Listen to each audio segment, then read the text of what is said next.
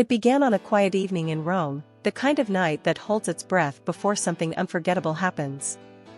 The streets glowed softly under golden lights, and inside his apartment, CanYaman sat in front of a single camera, his eyes darker than ever, his voice trembling as he pressed record. He had done thousands of interviews, but never one like this. There was no script, no stylist, no PR team, just him, a man who had carried silence for too long. The world knew him as confident, bold, untouchable. But tonight, even his reflection looked fragile. He looked down, took a breath, and finally said it. "I'm sorry, Demet." 3 words. That was all it took to silence millions. Within hours, the clip spread everywhere, on YouTube, Twitter, Instagram, TikTok, and hashtags exploded. Hashtag CanYaman apology, hashtag Demet and Can, hashtag the confession. Fans replayed the moment over and over again, trying to catch every nuance in his voice, every flicker in his eyes. But for Can, that video wasn't about headlines. It was about truth. A truth that had been buried under years of fame, distance, and the fear of being misunderstood. Because for him, Demet wasn't just another co-star, or a chapter that had ended, she was the woman who had changed everything. He leaned back in his chair, running his fingers through his hair, as if searching for strength in memories. "People always asked what really happened between us," he said softly. "But I never answered. Maybe because I didn't know how to." He smiled faintly, the kind of smile that hides pain. "I hurt her," he admitted. Not with words, not with betrayal, but with silence. Those words hit harder than any headline ever could. Because behind that apology was the echo of a man who had spent years pretending not to care, only to realize that silence was his greatest mistake. That night, fans from Istanbul to Madrid, from Rome to Buenos Aires, sat glued to their screens. Even those who never believed in their love felt something shift. Because what CanYaman showed in that moment wasn't just regret, it was vulnerability. The kind that can't be acted, can't be faked, and can't be forgotten. And somewhere far away, in a quiet corner of Istanbul, a woman named Demet Özdemir watched the same video, in silence. Her phone buzzed endlessly, messages pouring in, but she ignored them all. Her eyes filled slowly with tears as she whispered to the empty room, "After all this time, you finally said it." Hours passed, but the world didn't move on. The clip of Can's apology played on every entertainment site, every gossip account, every fan page dedicated to Turkish drama stars. But while millions were busy debating what his words meant, Demet Özdemir sat in her apartment, frozen between past and present. She had promised herself she'd never cry for him again, not after the chaos, not after the endless headlines that had turned their love into a spectacle. But when she heard him whisper, "I'm sorry, Demet," her walls shattered like glass. It wasn't just an apology. It was a confession. One that came years too late, but somehow, right on time. She replayed the clip again and again, searching his face like she used to. The same eyes that once made her laugh on set, the same hands that used to calm her before every take. But now, those eyes were filled with something else, regret. A kind of regret that only comes when you've finally realized what you lost. She remembered that night, the one she never spoke about. It was the night everything ended. The arguments had grown too sharp, the distance too wide, the rumors too loud. And she had said the words that haunted her for years, "If you walk out that door, don't come back." He hadn't said a word. He had just looked at her, deeply, painfully, and left. No goodbyes. No explanations. Just silence. The same silence that he was now apologizing for. In the present, her phone vibrated. A message from her closest friend, "Did you see his video?" Demet didn't answer. She just stared at her reflection in the window, city lights flickering behind her, tears quietly falling. "I saw it," she whispered. "And I felt everything again." Back in Rome, Can hadn't turned off his phone all night. Notifications exploded, his manager was panicking, journalists were begging for interviews, fans were flooding his inbox with messages of support and disbelief. But none of it mattered. He didn't make that video for them. He made it for her. He stood by the window, Rome's skyline stretching before him, and thought of Istanbul, the city that still held her scent. He closed his eyes and whispered, "I know you saw it." Somewhere deep inside, he hoped she would understand what the world never could, that his silence was never indifference. It was fear. Fear of losing her, fear of saying too much, fear of breaking something fragile. He thought back to the first time he met her. The first read-through of her Kensi cuss. She had walked in nervously, holding her script, her hair falling over her face. He had smiled and said, "You don't need to act. Just be you." And she had been, completely, fearlessly, beautifully herself. That was the day his life changed forever. Now, years later, he wished he had told her then, before the fame, before the chaos, what he truly felt. But life had a cruel sense of timing. It always waited until it was too late. He turned off his phone, sat down again, and whispered to the empty room, "I never stopped loving you, Demet. I just never learned how to say it." And in Istanbul, at that same moment, Demet closed her eyes and whispered into the night, "I know." By the next morning, the world had completely lost control. Every news outlet, every gossip magazine, every talk show was playing the same clip on repeat, "I'm sorry, Demet." The words echoed like a confession that belonged to everyone, not just him. #CanYaman trended worldwide. #Demet Özdemir followed minutes later. Millions of fans dissected every frame, every pause, every tear in his voice. Some called it brave. Others said it was too late. But all agreed on one thing: no one had ever seen CanYaman like this. The man who had built an image of strength, control, and confidence had finally shown the side no one knew existed, the side that was human, broken, and deeply in love. In a cafe in Rome, two fans watched the video together. "Do you think it's real?" one asked. "Look at his eyes," the other replied.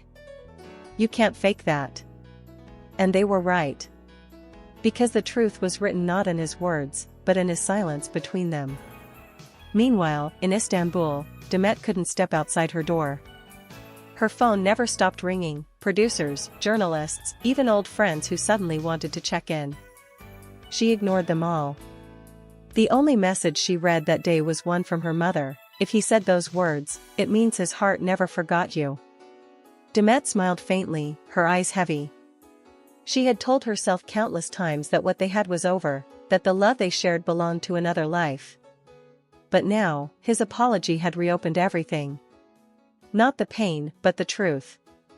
He had never hated her. He had never been cold. He had just been lost, like she was. At the same time, Can's manager stormed into his apartment, visibly shaken. "Do you have any idea what you've done?" he shouted. "You've just turned your personal life into a war zone. Every network is calling. Every fan is demanding answers." Can looked calm, almost eerily so. "Then let them talk," he said quietly. "For once, I said something real." The manager sighed. "Do you realize how dangerous that is for your career?" Can turned his gaze toward the window, the skyline glowing in the late morning sun. "What's a career worth," he whispered, "if it costs you peace?" It wasn't arrogance. It was exhaustion. The kind that only comes when you've spent years pretending everything's fine while your soul screams for release. The interview request from an Italian talk show came next. They wanted him live, to speak about the viral apology. His team begged him not to do it. But he said yes. And so, 2 days later, millions tuned in to see CanYaman, live, unfiltered, unguarded. The host's first question was simple but sharp: "Can, was your message to Demet Özdemir real, or was it just for attention?" Can leaned forward, his eyes steady but heavy. "If you've ever truly loved someone," he said softly, "you'd know there's no attention in pain. Only truth." The studio fell silent. He took a deep breath and added, "Sometimes, the words you regret the most are the ones you never said. And I've lived long enough with that silence." The world didn't need further explanation.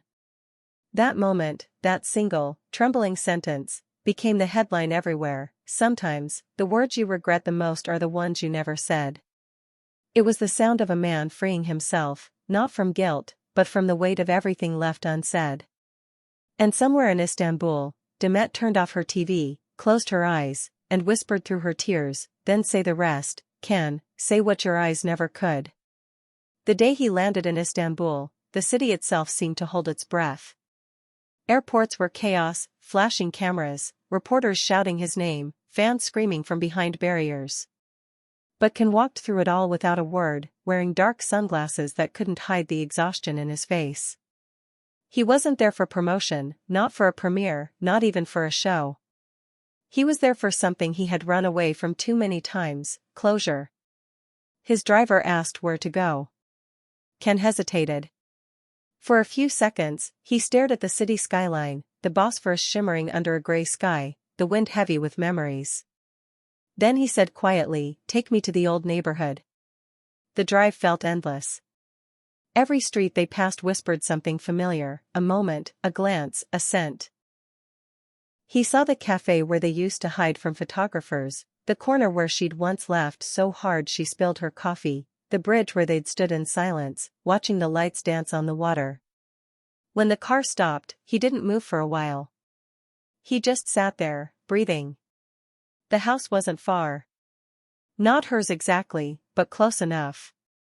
He could almost imagine her still there, sitting by the window, lost in thought like she always did when she was writing. He finally stepped out, walking alone through the narrow streets, each step heavier than the last. Everywhere he looked, there were traces of her, not physical, but emotional. The kind of presence that doesn't disappear when someone leaves. As he turned a corner, he heard a familiar voice behind him. "I didn't think you'd come back." He froze. That voice, soft, calm, and unshakably familiar, stopped time itself. He turned slowly, and there she was. Demet. No cameras, no makeup, no scripts, just her, in the same quiet strength that had always disarmed him. For a moment, they simply stood there, the wind between them heavy with years of unspoken words. He tried to speak, but no sound came. Demet broke the silence first. "You really know how to cause a storm, don't you?" she said, her voice trembling between irony and pain. He smiled weakly. "I didn't mean for the world to hear it. I just couldn't carry it anymore." She looked down, her eyes glistening. "You said you were sorry." He nodded. "I am." There was a long pause. The kind of silence that only two people who truly know each other can share, heavy, raw, and real. Finally, she whispered, "You could have said it then." His voice cracked. "I tried. But every time I looked at you, I didn't know how." Demet looked away, blinking fast to keep her tears from falling. "And now?" He stepped closer. "Now I know that I was wrong, not for loving you, but for thinking I could bury it." A tear escaped her cheek, rolling down like something long overdue. For a few seconds, the years between them vanished. The pain, the fame, the misunderstandings, all gone. Just two people standing in the same city where it all began, finally seeing each other again. The world outside could keep screaming. The rumors could keep spinning. But at that moment, none of it mattered. And then, Demet whispered softly, almost to herself, "You said you were sorry. But some things don't need apologies, just truth." Can's voice barely held steady. "Then here's mine, I never stopped loving you." The silence that followed wasn't empty. It was full, of everything they had once been, everything they still were, and everything they might never be again. The moment they saw each other again, something shifted in the air, but the world didn't give them time to breathe. Within hours, photos surfaced online, CanYaman and Demet Özdemir seen together in Istanbul. It was everywhere.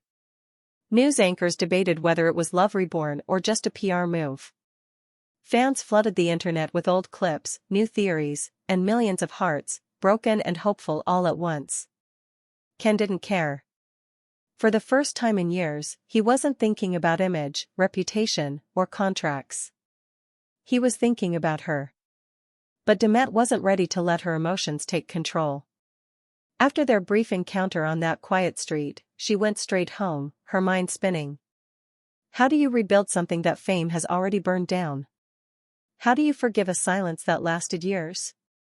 She sat by the window, just like she used to, and watched the city lights blur into the night. Her phone buzzed endlessly, producers wanted comments, fans begged for answers, and even old friends wanted to understand what was going on. She ignored them all. Instead, she played a song, the same one she and Ken used to listen to on set when the camera stopped and their hearts didn't. Every lyric brought back a memory. The laughter behind the cameras. The way he'd look at her when he thought no one was watching. The way their hands would find each other, even when they weren't supposed to. She closed her eyes, whispering, "What are you doing to me, Ken?" Meanwhile, across town, Ken sat in his hotel room, the noise of the outside world growing louder every minute.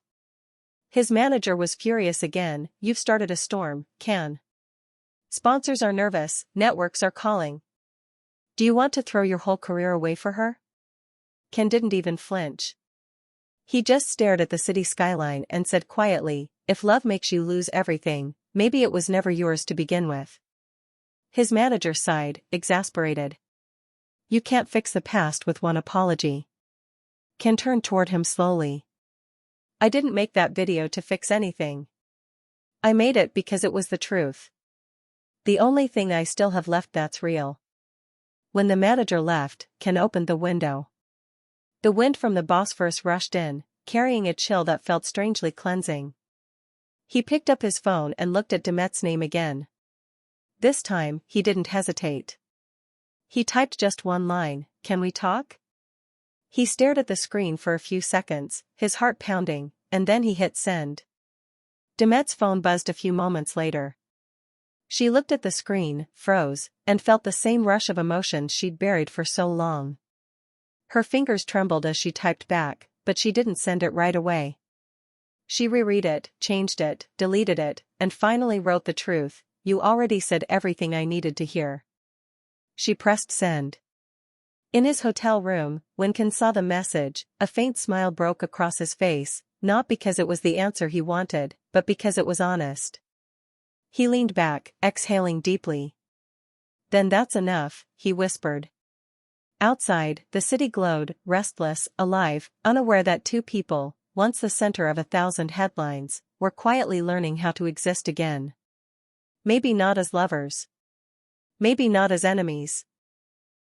But as two souls who had shared something the world would never fully understand. He poured himself a drink, turned off the lights, and whispered to the darkness, "You heard me, Demet. That's all that matters." But even as he said it, part of him still waited, for a sign, for a call, for something that would tell him she hadn't just heard him, but felt him. Days passed, but the storm didn't fade. If anything, it grew. Every headline screamed their names, the apology that shook Turkey, Demet breaks her silence. Will Ken leave again? The world was hungry for answers, but neither of them spoke. Not a statement, not a denial, only silence. The same silence that had once destroyed them now became their only protection. But silence has a strange way of forcing truth to grow louder. And when Demet finally stepped onto a live morning show to promote her new series, the question everyone feared came almost instantly. "Demet," the host said carefully, "we have to ask, have you seen CanYaman's apology video?" The studio fell silent. Even the crew stopped moving. Demet smiled faintly, the kind of smile that hides oceans behind it. She took a breath, looked down for a moment, and said softly, "Yes, I saw it." The host leaned forward. "And, how did it make you feel?" For a second, she hesitated. She could have brushed it off, laughed, played it safe.